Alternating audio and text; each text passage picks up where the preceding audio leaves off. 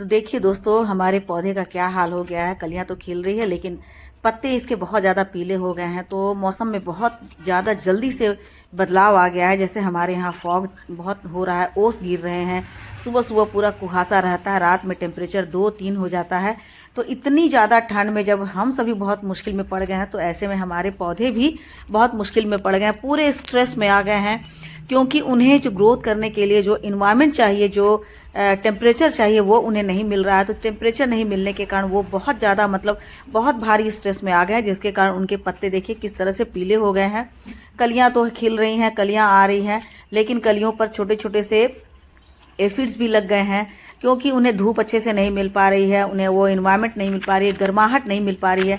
तो पूरे के पूरे डाल में आपको दिख रहा होगा कि पत्ते ढेर सारे पीले हो गए हैं। तो अब ऐसे में हमें इन सारे पौधों को देखकर बड़ा दुख होता है कि बेचारे पौधे जो हैं कितने स्ट्रेस में है। तो अब हम ही उनके लिए कुछ कर सकते हैं। तो चलिए आज देखते हैं कि वीडियो में हम क्या कर सकते हैं। आप भी परेशान होंगे, क्योंकि आपके भी प्लांट पर, यदि आप ऐसे जगह पर रहते हैं जहां पर बहुत तेज ठंड पड़ रही है, लगातार ओस गिर रहा है, कुहासा हो रहा है, कोहरा हो रहा है, तो ऐसे आपके प्लांट पर भी यही नज़ारा दिख रहा होगा कि ढेर सारे पत्ते पीले पीले होकर नीचे गिर रहे हैं। तो हम क्या कर सकते हैं इन्हें बचाने के लिए? सबसे पहले तो उनकी गुड़ाई करेंगे, ताकि मिट्टी हल्की हो सके और हल्की मिट्टी में हवा जा सके। क्योंकि जब मिट्टी जमी होती है तो हवा नीचे तक नहीं जाने के कारण उनमें नमी लगातार बनी रहती है, और ऐसे में बाहरी आवरण भी उनका बिल्कुल ठंडा होता है। तो प्लांट हमारे बहुत ज़्यादा स्ट्रेस में आ जाते हैं। तो आप उनकी ज़रूर गुड़ाई कर दें, गुड़ाई करके बिल्कुल मिट्टी को एक सार कर दें, मिला दें, ताकि मिट्टी के अंदर थोड़ी सी हवा जा सके। और यदि धूप मिलती है तो थोड़ी सी धूप भी उन्हें मिल सके उस मिट्टी में, ताकि मिट्टी बिल्कुल जो है वो सूख सके। तो पहला काम तो आपको यही करना है। जितने भी पीले पत्ते हैं आपको हटा देना है, कंपोस्ट बिन में डाल दीजिए, या फिर मैं आगे भी आपको बतलाऊंगी कि इन पत्तों का क्या करना है। अब हमें इन्हें गर्माहट लाने के लिए क्या देना है दोस्तों, जिससे कि इन्हें ठंडी नहीं लगे। जैसे हमें सर्दी जुकाम होता है तो इन्हें सर्दी जुकाम ना लग जाए, तो इसके लिए हम देखिए अदरक लेंगे, अदरक का जूस निकाल लेंगे, है ना। अदरक को पीस करके उसका रस निकाल लेंगे 2 चम्मच। अब देखिए अदरक का क्या प्रभाव पड़ेगा। अदरक में बहुत सारी न्यूट्रिएंट्स पाए जाते हैं, जैसे इसमें पोटेशियम होता है, magnesium, phosphorus, iron, calcium, zinc, boron, ये सारे होते हैं। तो जिस तरह से वो हमें फ़ायदा पहुंचाते हैं, वो उसी तरह से हमारे प्लांट को भी फ़ायदा देंगे, गर्माहट देंगे, ताकि हमारे प्लांट को सर्दी जुकाम नहीं हो। तो इन्हें इस तरह से एक टुकड़ा लेकर के करीब करीब 20-30 या 50 ग्राम लेकर के आप मिक्सचर में अच्छे से पानी डाल करके उसे पीस दें, और छानने के बाद उसका पानी आप निकाल लें इस तरह से, है ना। तो उसका 2 चम्मच आप रस ले लें। अब इसमें और क्या मिलाना है दोस्तों, क्योंकि ये अकेला हम नहीं देंगे, अकेले देने से उतना प्रभावकारी नहीं होगा। तो उसके लिए हम ले लेंगे गुड़। गुड़ में भी गर्माहट होती है, गुड़ में भी मैग्नीशियम, पोटेशियम, आयरन की भरपूर मात्रा होती है, फास्फोरस की मात्रा होती है। तो ये भी हमारे प्लांट पर जिसमें बहुत ज़्यादा असर करते हैं। तो हम अदरक के साथ इसको मिला देंगे। और यदि हमारे प्लांट में, हमारी मिट्टी में यदि कोई पत्ते हैं, खरपतवार हैं, मतलब उन्हें हम निकाल करके डाल दे रहे हैं, तो उसे भी ये डिकम्पोज कर देगा, है ना। डिकम्पोज कर देने के बाद हमारी मिट्टी जो है बहुत ज़्यादा फर्टाइल हो जाएगी। यदि हमारी मिट्टी में कोई अर्थ वॉर्म है तो उसके लिए ये तो बहुत अच्छा भोजन हो जाता है। इससे हमारे मिट्टी में अर्थ वॉर्म की संख्या जो है बहुत तेजी से बढ़ जाती है, क्योंकि मिट्टी में जो मैकेनिज्म होता है उसके कारण ये जो गुड़ है उसमें क्या करता है, गुड फंगस और गुड बैक्टीरिया को बढ़ा देता है। अब तीसरी चीज लेंगे हम सरसों की खली। देखिए सरसों की खली मैंने लिया बिल्कुल पानी ऐसा पतला करके। एक तो मैं इसे 10 दिन तक बिल्कुल भिगो कर रखी हूँ, और उसमें 1 लीटर ले ली हूँ, और 1 लीटर में मैंने 2 लीटर पानी मिला, 3 लीटर पानी मिला दिया। उसी में मैंने गुड़ डाल दिया। बिल्कुल अच्छे तरह से स्मैश करके गुड़ को मिला दीजिए, ताकि गुड़ का एक एक कण पानी में, मतलब सरसों की खली वाले पानी में अच्छे से मिल जाए। अब आप समझ सकते हैं दोस्तों कि इन तीनों का कितना ज़्यादा प्रभाव होगा। गुड़ में गर्माहट है, अदरक में गर्माहट है, और तीसरा जो पोटेशियम से भरा हुआ, पोटेशियम, नाइट्रोजन, मैग्नीशियम, आयरन से भरा हुआ ये जो है सरसों की खली। तो सर ये तीनों चीज़ें ऐसी है जो हमारे प्लांट को शॉक से बचाएगी, सर्दी जुकाम से बचाएगी, यानी इन्फेक्शन से बचाएगी, उन्हें गर्माहट देगी, जिसके कारण हमारा प्लांट पहले की तरह अच्छे से ग्रोथ कर पाएगा। यदि आपके प्लांट पर ग्रोथ नहीं हो रही है दोस्तों, तो आप इन तीनों चीज़ों से मिला करके इसका अर्क बना लें, मतलब इसका जो एक लिक्विड बना लें, और उसके बाद आपको इसमें आधा लीटर देना है। यदि पौधा सूखा हुआ है तो आप 1 लीटर दे दीजिए। यदि आपके पौधे में थोड़ी सी मतलब नमी बनी हुई है, वो थोड़ा सा भीगा हुआ है, तो आप उसका आधा लीटर ही दें। मतलब इसमें गुड़ है, सरसों की खली है और अदरक है। तो सरसों की खली तो हम जानते हैं जाड़े के दिनों के लिए बेस्ट फर्टिलाइजर होता है, क्योंकि पोटेशियम के साथ साथ उसमें ऐसे बहुत सारे न्यूट्रिशन होते हैं जो हमारे प्लांट की ग्रोथ को तेज़ी से बूस्ट करता है, जड़ों को फंगस नहीं लगने देता है, जड़ों में तेज़ी से विकास होता है, फ्लावर को बड़ा करने में, पत्तों को ग्रीन करने में ये बहुत वाइटल रोल निभाता है। तो इसके कारण हमें क्या करना है, इसको मिला लेना है अच्छे से, और बाद में इसको मेरा ये 3-3.5 लीटर का ये मेरा कैन है, जार है, उसमें अच्छे से मिला करके और उसके बाद सारे प्लांट में आप डाल, जितने भी फ्लावरिंग प्लांट है, चाहे वो गुलाब हो, गुड़हल हो, गुलदाउदी हो, है ना, कलेंचो हो, बस ये ध्यान रखना है कि इसका जो थिक वाला भाग है वो नहीं जाने पाए, क्योंकि थिक वाला भाग जाने से क्या होगा, अभी धूप नहीं हो रही है, धूप नहीं होने के कारण ये नमी उसमें बनी रहेगी तो सड़ने लगेगा और फंगस उसमें हो जाएगा। तो आपको बिल्कुल पतला पानी की तरह रखना है ताकि ये अच्छे से घुल करके आपके प्लांट पर मिल जाए।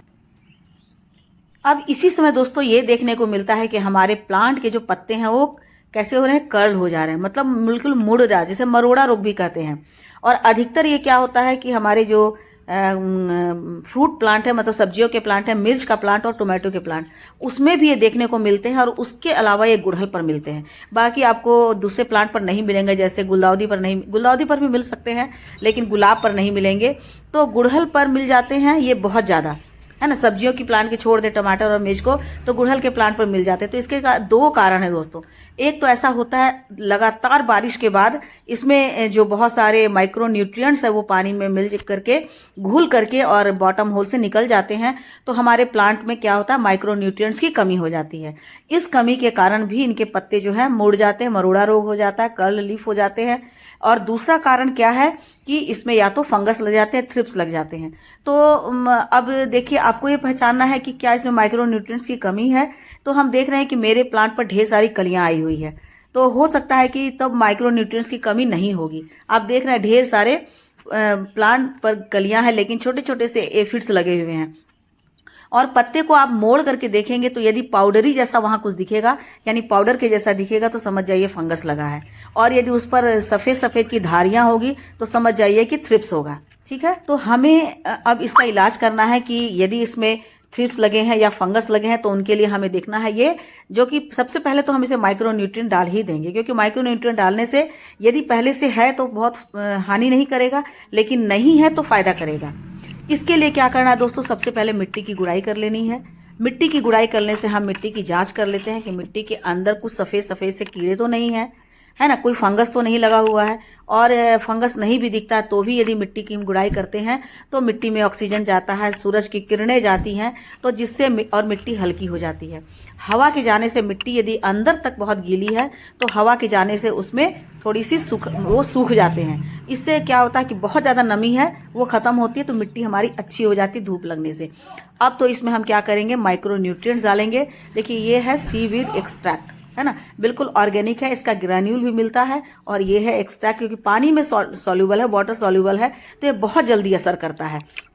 माइक्रो न्यूट्रिएंट्स में क्या होता है कि फास्फोरस, बोरोन, जिंक, मैग्नीशियम, ये सारे माइक्रो न्यूट्रिएंट्स होते हैं, इसे हमें डालना है। तो आपको इसमें इसको स्प्रे भी कर सकते हैं पत्ते के ऊपर। पत्ते के ऊपर स्प्रे करेंगे तो बहुत जल्दी पत्ते इसको एब्जॉर्ब कर लेंगे, और आप इसको मिट्टी में भी डाल सकते हैं।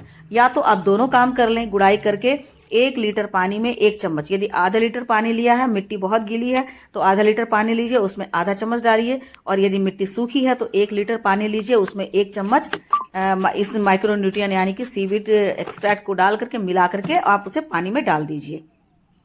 तो दोनों ही तरह से आपके प्लांट को ये अच्छा से मिल जाएगा। अब तीसरी चीज दोस्तों, फंगस हमें दिख नहीं रहा है तो थ्रिप्स लगे होंगे, तो आप मिट्टी में भी 1 चम्मच साफ फंगिसाइड डाल दीजिए और उसको पानी में घोल कर डालिए, या फिर मिट्टी में ऐसे ही डाल दीजिए, मिट्टी तो गीली है, थोड़ा सा 2 चम्मच पानी डाल दिए ताकि अच्छे से घुल जाए। आप इसको एक स्प्रेयर में डालकर भी स्प्रे कर सकते हैं पूरे पत्ते के ऊपर। ठीक है, तो इससे क्या होगा कि आपके पत्ते पर यदि फंगस लगे हैं, थ्रिप्स लगे हैं, तो वो भी दूर हो जाएंगे। तो ये तीनों ये दोस्तों मेरे एक व्यूवर्स का ही क्वेश्चन था, तो इसलिए मैंने इसे जरूरी करके लिया, क्योंकि मेरे भी प्लांट पर हल्के हल्के से अभी मरोड़ा रोग हुआ है। पहले बहुत ज़्यादा था लेकिन अब काफ़ी कम हो गया है, तो मुझे लगा कि मुझे भी इस पर ध्यान देना चाहिए। तो इस तरह से आप मरोड़ा रोग को यानी कि कर्ल लीफ को ठीक कर सकते हैं, तभी आपके प्लांट पर इस तरह से खिल करके जो है बड़ी बड़ी कलियां बनेंगी और ढेर सारे उसमें फ्लावर आएंगे।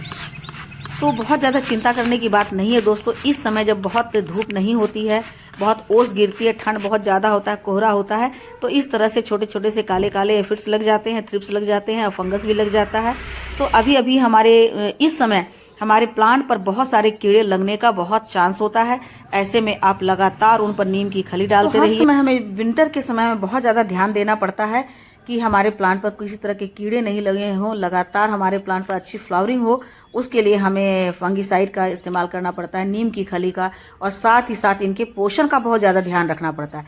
ऐसा पोषण जो हमारे प्लांट को मजबूती प्रदान करे, तभी हमारे प्लांट पर भर भर करके इस तरह से बड़ी बड़ी कलियाँ आती है और उन पर उनके पत्ते अच्छे होते हैं और प्लांट हमारा हरा भरा रहता है। तो आप इनसे आपको बहुत ज़्यादा चिंता करने की ज़रूरत नहीं है। जो भी येलो लीव्स हैं आप उनको निकालते जाइए, जो बहुत ज़्यादा कर्ल हैं उसे भी आप निकाल दीजिए, और बहुत ज़्यादा कर्ल हो गए हैं तो आप वहाँ से टिप के भाग को ही कट करके हटा दीजिए ताकि फंगस हट जाए। तो यही इसका उपाय है दोस्तों। तो ठीक है दोस्तों, आज के लिए बस इतना ही। आई होप आप लोगों को समझ में आ गया होगा कि किस तरह से हम अपने प्लांट की देखभाल करेंगे, किस तरह से कर्ल लीफ को दूर करेंगे, कौन से हम फर्टिलाइजर देंगे जो कि ठंड से लड़ सके और हमारे प्लांट पूरे हेल्दी बन सके। तो आज के लिए बस इतना ही। वीडियो अच्छी लगी हो तो लाइक शेयर कमेंट कीजिए। मेरे चैनल पे नए हैं तो मुझे सब्सक्राइब कर लीजिए। मिलती हूँ अगले वीडियो में फिर से एक नई जानकारी के साथ। तब तक मेरे साथ बने रहें और अपना ढेर सारा ख्याल रखें। Thank you.